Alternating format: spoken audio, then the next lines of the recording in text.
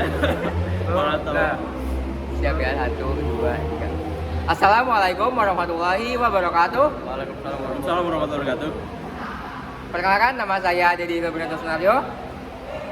Saya Muhammad Rafli Pujianto. Saya Farel Moza Putra Wintara. Saya Faiz Sulaiman. Saya Muhammad Rasya. Jadi kami dari kelompok 2 mendapatkan materi tentang perbuatan murtad, akan mempresentasikan terkait materi yang telah kami cari, dimulai dari ciri-ciri perbuatan murtad yang akan dibacakan oleh Faiz Sulaiman. Oke, saya akan menjelaskan ciri-ciri perilaku murtad. Yang pertama adalah menyebutkan Allah Subhanahu wa taala dengan sesuatu dan apapun. Yang kedua adalah mengaku sebagai nabi atau percaya kepada orang yang mengaku sebagai nabi. Yang ketiga adalah melakukan perbuatan seperti memperolok-olokkan Allah Subhanahu wa taala atau para rasulnya atau juga kitab-kitabnya. Dan yang keempat adalah menafikan eksistensi para malaikat, jin, dan kehidupan akhirat seperti surga, neraka, hisab atau perhitungan, mizan atau timbangan, dan syirat atau jalan titian dan sebagainya. Kemudian materi kedua yaitu tentang penyebab perilaku murtad akan dibacakan oleh Muhammad Rasya. Oke, jadi penyebab terjadinya murtad itu ada 3. Bisa dilihat di sini. Oke, yang pertama itu ada murtad i'tiqadiyah. Rasa ragu dalam hati seseorang terhadap Allah Subhanahu wa taala, Rasulnya, Al-Qur'an, hari akhir, surga, neraka, pahala, siksaan atau perkara lain yang telah disepakati oleh ulama. Contoh, menghalalkan perkara yang diharamkan berdasarkan Al-Qur'an, hadis, dan kesepakatan para ulama. Menghalalkan zina, liwat atau homoseksual, membunuh tanpa alasan, mencuri dan mengambil hak orang lain, mengharamkan perkara yang halal, tidak mengakui salah satu huruf yang terdapat dalam Al-Qur'an. Lalu yang kedua itu ada murtad fi'liyah. Nah, murtadnya seseorang yang disebabkan adanya ucapan yang muncul dari mulut seseorang yang mengandung unsur merendahkan keimanan dalam hatinya sendiri.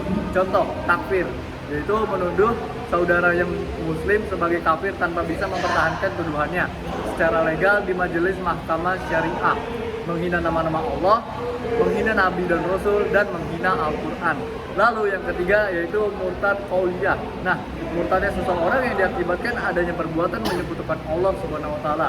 Murtad perbuatan lebih parah dari murtad keyakinan maupun ucapan. Sebab murtad dengan tingkat terakhir ini melibatkan jiwa atau keyakinan dan raga seseorang.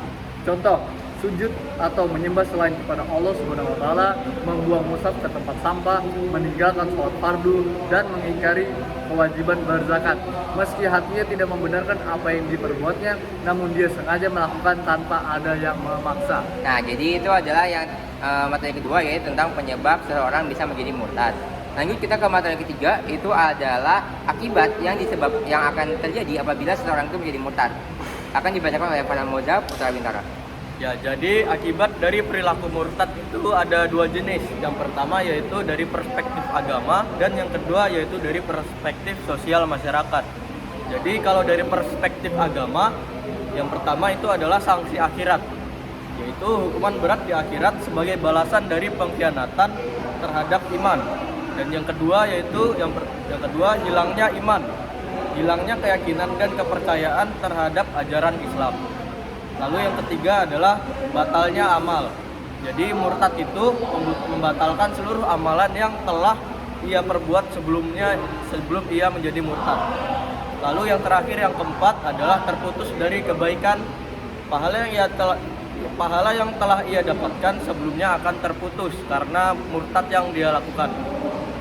Yang perspektif yang kedua yaitu dari perspektif sosial masyarakat. Nah, akibat yang pertama yaitu putusnya silaturahmi, memutus hubungan dengan keluarga dan kerabat karena perbedaan keyakinan. Lalu yang kedua adalah stigma negatif. Masyarakat menganggap perilaku murtad sebagai pengkhianat ajaran agama. Kemudian yang ketiga yaitu konflik sosial, yaitu menyebabkan ketegangan dan perselisihan dengan keluarga dan kerabat. Hal ini dikarenakan karena orang tersebut murtad sehingga berbeda keyakinan dengan keluarga dan kerabatnya. Lalu yang terakhir yaitu yang keempat, masalah psikologis, yaitu disebabkan akibat dari konflik internal dan penolakan sosial. Oke, terima kasih kepada Farel Moza yang telah membacakan tentang akibat yang akan diterima oleh seseorang apabila dia murtad. Nah, selanjutnya saya sendiri akan membacakan terkait solusi yang dapat diberikan kepada orang-orang yang melakukan perilaku murtad ini. Jadi ada 3 solusi utama. Yang pertama, segera masuk Islam dengan mengucapkan 2 kalimat syahadat seketika itu juga dan nggak boleh ditunda-tunda lagi.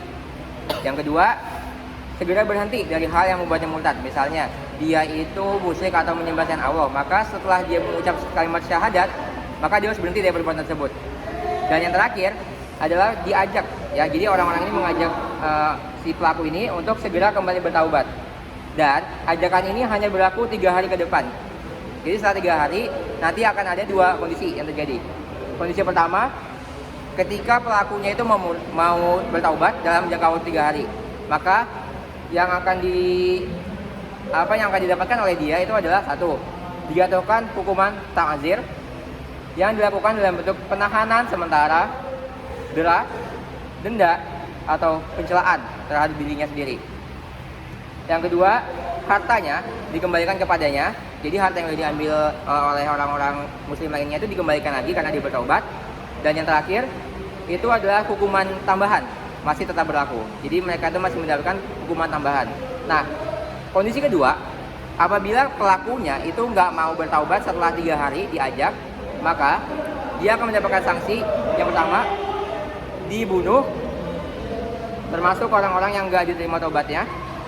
Yang kedua, menyita seluruh hartanya sejak dia murtad. Jadi harta yang dimilikinya sedari awal, dan saat dia murtad maka seluruh hartanya tersebut akan disita atau nggak akan dimiliki oleh dirinya. Nah, ada pengecualian di mana untuk wanita dan anak-anak mereka bukan dibunuh, tapi mereka hanya diberikan hukuman penjara seumur hidup hingga mati. Seperti itu. Nah, selanjutnya kita membahas tentang materi yang terakhir, itu adalah dalilnya. Dalil terkait perbuatan murtad yang akan dibacakan oleh Muhammad Rafli. Jadi untuk dalil ini pertama itu ada di Quran surah Al-Baqarah ayat 217. Wa may yartadid minkum an dinihi fayamut wa huwa kafirun fa ulaika habitat a'maluhum fid dunya wal akhirah wa ulaika ashabun nar hum fiha khalidun. Yang artinya di sini, barang siapa murtad di antara kamu dari agamanya, lalu dia mati dalam kekafiran, maka mereka itu sia-sia amalnya di dunia dan di akhirat. Dan mereka itulah penghuni neraka, mereka kekal di dalamnya.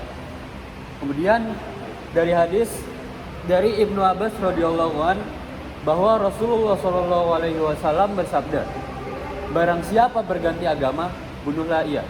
Hadis riwayat Bukhari dari Sahih Al-Bukhari. Oke, jadi mungkin sekian atau segitu saja yang dapat kami sampaikan terkait materi perbuatan murtad.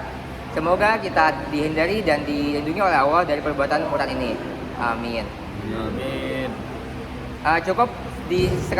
Cukup sampai sini yang bisa kami sampaikan. Apabila ada kesalahan kata, kami mohon maaf yang sebesar-besarnya. Wassalamualaikum warahmatullahi wabarakatuh. Waalaikumsalam Assalamualaikum warahmatullahi wabarakatuh.